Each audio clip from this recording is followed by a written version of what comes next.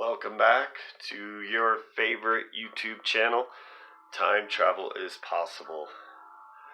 And today I thought it'd be fun to go back to 1981 and review the movie prop from the Evil Dead franchise. The best movie prop that I see a lot of people are making right now. There's a lot of history and current videos of do-it-yourself movie prop for Ash's chainsaw. So we're going to go over the chainsaw that I've acquired. And then we'll talk about some things that's wrong with it and some things that could be better. But the one that I have, I got for fairly cheap, which I'm grateful for. And also I feel is pretty movie accurate. As you know, there just wasn't Evil Dead. There was Evil Dead 2 and Army of Darkness. Those all came out after Evil Dead, and then you have the reboots of Evil Dead. So there's a lot of great movies out there. If you haven't ever checked out the Evil Dead franchise, they're pretty groovy. So let's take a look at mine, and then I'll show some close-ups at the end. But basically, let's start with the chainsaw blade itself. This is, a lot of people made their chainsaw and painted the housing and did all this other stuff with wood and glue and Bondo. This is this is just the housing of the chainsaw. Everything else is taken out. So it still has the ventilation here. It still has the two caps that you want on there. One is oil and one is fuel. And then it has the bar, a nice metal, strong metal bar.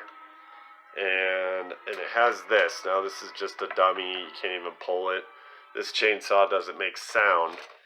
And then on the top here you have the switch. And then on the top, and it looks like this may have fallen out. I may have just gotten rid of this now, I realize.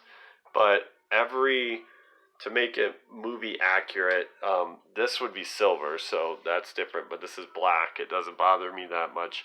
But then there's always a wood handle on here. And it looks like there are two screws.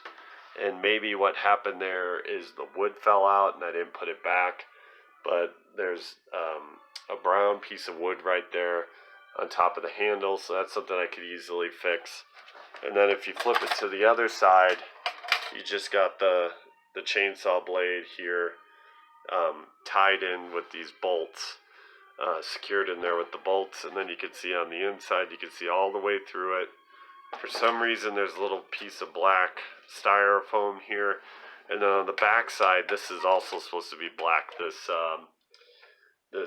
plumbing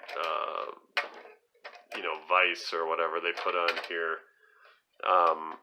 And then if you look into the back side, you'll see that there's a white like PVC thing in there. So when you go put your hand in there, you can lift it up, and I can hold it up like this inside my arm. Now it's obviously a little top heavy. The housing itself isn't heavy at all, but the blade itself can be heavy. Now the blade, when looking at that, and if you were to ever make one of these, and like I said, it seems so much easier just to get an old chainsaw, take out the housing, make sure it's movie accurate, whatever chainsaw housing you want to use, that should be the closest. And then you want to be able to make sure most of everything is there, because some of these people spent hours on making theirs out of arts and crafts.